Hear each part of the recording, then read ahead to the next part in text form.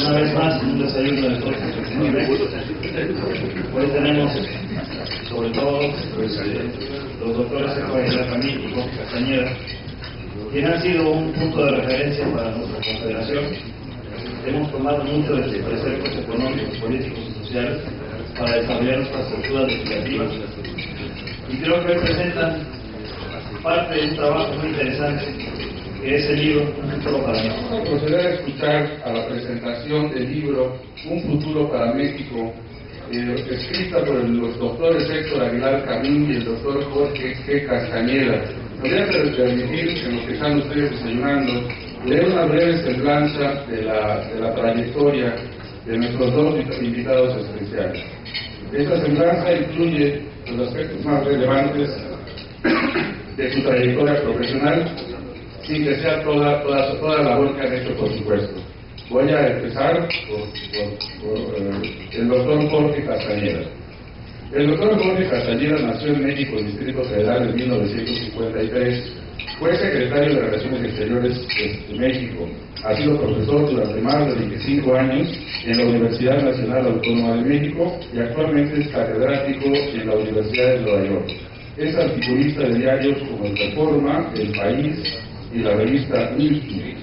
Ha escrito más de una docena de libros, muchos de ellos publicados en toda América Latina, Estados Unidos y Europa. El doctor Héctor Aguilar Camín es periodista y escritor. Nació el 9 de julio de 1946 en Chetumal, Quintana Roo.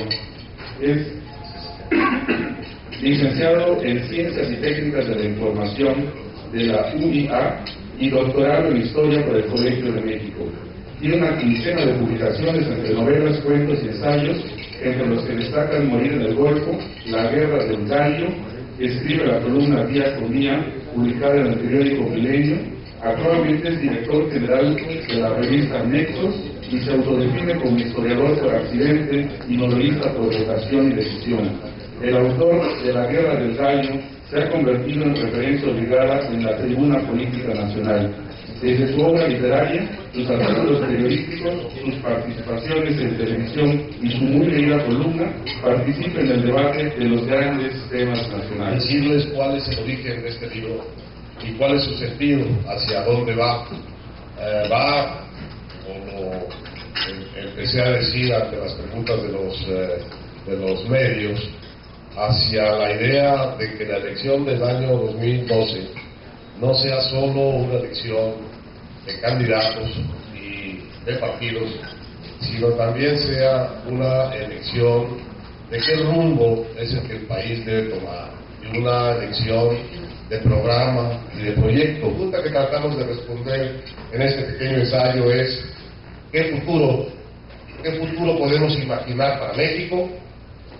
Y cómo podemos, en el lapso de una generación, tomando las decisiones adecuadas, construir un país con una comunidad muy influyente en los políticos.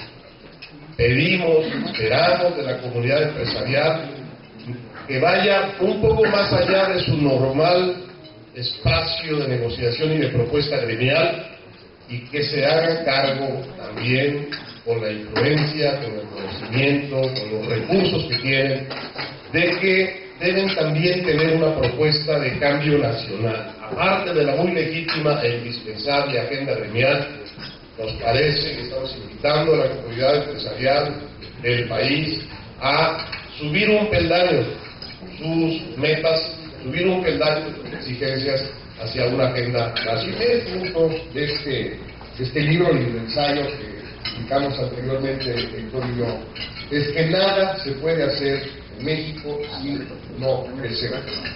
Tenemos que crecer, la economía tiene que crecer más que antes. Esta es una termomillada, todos lo sabemos, no estamos diciendo nada muy original. Ya en un segundo momento decimos, bueno, ¿cuál ha sido, en nuestra opinión, el principal obstáculo a ese crecimiento a lo largo de los últimos 20 años? Y una vez que encontramos el obstáculo, ¿cómo lo podemos quitar? Hay muchas opiniones al respecto, todas válidas, y hay muchos obstáculos. Nosotros escogimos uno porque nos parece el más importante, y en esto seguimos mucho lo que ha sido el pensamiento y las tesis de Coparmex desde hace tiempo. Pensamos que la concentración del poder en los poderes fácticos en México es el principal obstáculo para el crecimiento de la economía nacional. Probablemente hagamos un ensayo recogiendo todo lo que nos faltó y lo que hemos reflexionado en este año para complementar este primero que hicimos, y este sería uno de los temas. A mí me da la impresión de que de donde podemos esperar estos cambios grandes e importantes son fundamentalmente del México más desarrollado. Necesitamos un gobierno federal de mucha más calidad, necesitamos unos gobiernos estatales de más calidad y necesitamos unos gobiernos municipales de las ciudades claves de México, de las aglomeraciones urbanas que tienen capacidad de generar su propio ingreso y su propio desarrollo. Yo creo que es de ahí de donde podemos esperar, digamos, como el replanteamiento y el renacimiento y la prosperidad regional. Es un caso donde en contratos de Pemex hay, y créanmelo, es así, no crean que es cuento, hay ganancias ilegales del 200% sobre el monto que se debiera pagar. O sea, de lo que se paga, 2/3 partes van para el bolsillo del funcionario. Y los propios contratos son prueba de ello. Bueno, pues a pesar de que es un crimen tan evidente, no pasa nada. Lo denunciamos y no pasa absolutamente nada. Y entonces mi pregunta es, si ustedes en el tema, en el libro, que no lo he leído todavía, pero lo voy a leer con mucho gusto, si han contemplado el que los ciudadanos podamos acudir al Poder Judicial y el Poder Judicial pueda investigar independientemente del Ejecutivo. Porque en este país, si uno denuncia, yo por ejemplo puedo sé a ciencia cierta que hay corrupción en Pemex, y además enorme, pero yo no tengo los contratos para poder demandar, y a mí no me los van a dar. Entonces, que por lo menos tengamos un Poder Judicial que sea autónomo, al cual pueda recurrir un ciudadano y decirle, señores, hay esta corrupción, y que los jueces puedan actuar como ocurre en otros países.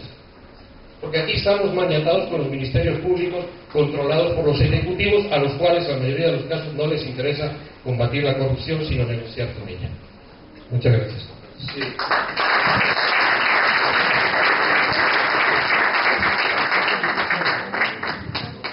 Efectivamente, no tenemos el tema de la corrupción como un asunto, digamos, central de nuestras propuestas, porque damos por supuesto que es necesario, digamos, es indispensable en un país que se desarrolla el tema de la rendición de cuentas.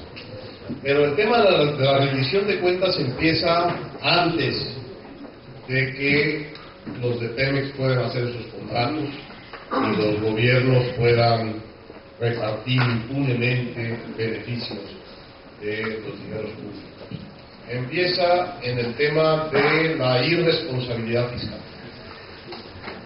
El dinero público que se recoge en México lo recoge fundamentalmente la Federación, como recordaba Jorge hace un momento, y lo traslada en un porcentaje fundamental a los estados.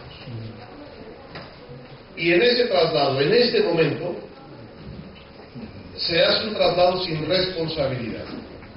Porque ese dinero que es federal no es revisado en su gasto por instancias federales independientes de los estados. Ese es un gasto que valida, fiscaliza, aprueba el Congreso local. Creo que coincidimos perfectamente con su postulado, con su ideología. Creo que todo ese tipo de... Nosotros tenemos un interés común de que este país salga adelante. Creo que somos también los ciudadanos partes de responsables de este cambio. Creo que la sociedad, todos nosotros, ustedes, los políticos, los estudiantes, en general los trabajadores, tenemos que hacer cambios en este país. Yo les agradezco mucho, les agradezco a todos amigos, todos hermanos de Coparmex.